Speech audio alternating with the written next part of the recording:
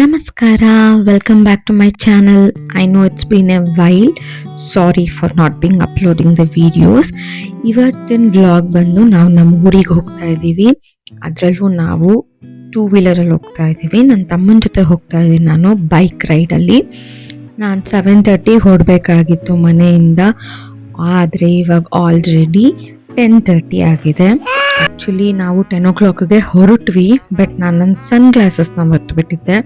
Almost ಒಂದು 10 minutes ಅವೇ ಬಂದುಬಿಟ್ಟಿದ್ವಿ. ಮತ್ತೆ ವಾಪಸ್ ಹೋಗಿ ಸನ್ ಗ್ಲಾಸಸ್ನ ತೊಗೊಂಡ್ಬಂದಿದ್ದು ಸ್ವಲ್ಪ ಲೇಟ್ ಆಯಿತು. ನಿಮ್ಗೆ ಗೊತ್ತಿರೋ ಹಾಗೆ ಬೈಕ್ ರೈಡ್ ಅಂದಾಗ ಸನ್ ಗ್ಲಾಸಸ್, ಹೆಲ್ಮೆಟ್ ತುಂಬ ನೆಸಸರಿ ಇರುತ್ತೆ. ಹಾಗಾಗಿ ನಾನು ಮಿಸ್ ಮಾಡ್ಕೊಳ್ಳೋಕ್ಕೆ ಆಗಲಿಲ್ಲ. ಮತ್ತು ವಾಪಸ್ ಹೋಗಿ ತೊಗೊಂಡು ಬಂದೆ.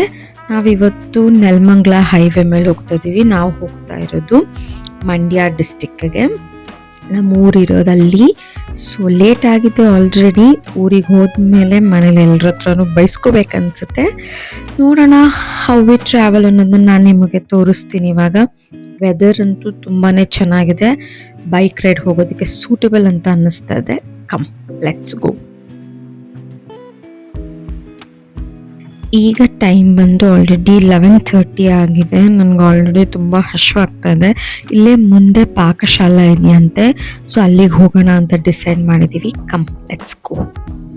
ನಾನು ಘೀ ಪುಡಿ ಮಸಾಲೆ ದೋಸೆ ಆರ್ಡ್ರ್ ಮಾಡಿದ್ದೀನಿ. ಹಾಗೆ ನನ್ನ ತಮ್ಮ ವಾಂಗಿಬಾತನ್ನು ಆರ್ಡ್ರ್ ಮಾಡಿದ್ದಾನೆ. ಬಟ್ ಇಬ್ಬರು ಶೇರ್ ಮಾಡ್ಕೊಂಡು ತಿನ್ನೋಣ ಅಂತ ಅಂದ್ಕೊಂಡಿದ್ದೀವಿ.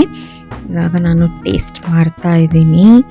ಚಟ್ನಿ ಮತ್ತು ಸಾಂಬಾರು ಕೊಟ್ಟಿದ್ದಾರೆ, ಹಾಗೆ ಪಲ್ಯ ಇದೆ. ಸೂಪರ್ ಆಗಿದೆ. ನನಗೆ ಯಾಕೋ ನಡುವೆ ತುಂಬ ಮಸಾಲೆ ದೋಸೆ ಕ್ರೇವಿಂಗ್ಸ್ ಸ್ಟಾರ್ಟ್ ಆಗಿದೆ. I am enjoying. ಇವಾಗ ವಾಂಗಿಬಾತ್ ತೊಗೊಳ್ಳೋಣ. ನಾನು ಸ್ವಲ್ಪ ಅರ್ಧ ಮಸಾಲೆ ದೋಸೆ ಅರ್ಧ ವಾಂಗಿಬಾತ್ ತಿಂತಾ ಇದ್ದೀನಿ. This is yummy two. Super breakfast ಆಯಿತು. ಇವಾಗ ಮತ್ತೆ ನಮ್ಮ ಜರ್ನಿನ ಸ್ಟಾರ್ಟ್ ಮಾಡಿದ್ದೀವಿ. ನಿಮ್ಗೆಲ್ರಿಗೂ ನನ್ನ ವೀಡಿಯೋಸ್ ನೋಡಿದರೆ ಗೊತ್ತಿರುತ್ತೆ, ನನಗೆ ಗ್ರೀನರಿನ ಕ್ಯಾಪ್ಚರ್ ಮಾಡೋದಂದರೆ ತುಂಬ ಇಷ್ಟ. ಯಾವತ್ತಾದರೂ ಲೋ ಫೀಲ್ ಆದಾಗ ಅಥವಾ ಯಾವತ್ತಾದರೂ ಬೋರ್ ಆದಾಗ ನಾನು ಕೂತ್ಕೊಂಡು ಈ ವಿಡಿಯೋಸ್ನ ನೋಡ್ತಾ ಇರ್ತೀನಿ. ಅದನ್ನೇ ನಾನು ನಿಮಗೂ ತೋರಿಸ್ತಾ ಇದ್ದೀನಿ.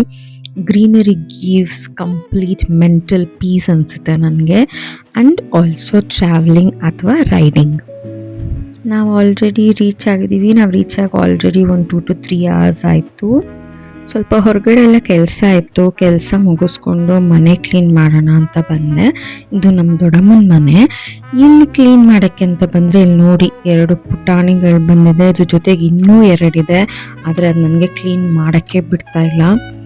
ಹಾಗೆ ನಾನು ಸಂತೆಗೆ ಹೋಗಿದ್ದೆ, ಅಲ್ಲಿ ಬಳೆ ಹಾಕಿಸ್ಕೊಂಡು ಬಂದೆ ನಾನು. Good morning. ಇದು ಬಂದು ನೆಕ್ಸ್ಟ್ ಡೇ. ನಾವು ವಾಪಸ್ ಬೆಂಗಳೂರಿಗೆ ಹೊರಟಿದ್ದೀವಿ. ಈಗ ಬೆಂಗಳೂರಿಗೆ ಹೊರಟ ಮೇಲೆ ಮತ್ತೆ ಇನ್ನೊಂದು ಕೆಲಸ ಇದೆ, ಅದನ್ನು ಮುಗಿಸ್ಬೇಕಾಗಿದೆ. ಹಾಗಾಗಿ ಮಧ್ಯದಲ್ಲಿ ಒಂದು ಶಾರ್ಟ್ ಬ್ರೇಕ್. It's almost 11:30. ಇವಾಗ ನಂಗೆ ಐಸ್ ಕ್ರೀಮ್ ಕ್ರೇವಿಂಗ್ ಆಯಿತು. ಸೊ ತಿನ್ಕೊಂಡು ಫ್ರೆಶ್ ಆಗಿ ಹೋಗೋಣ.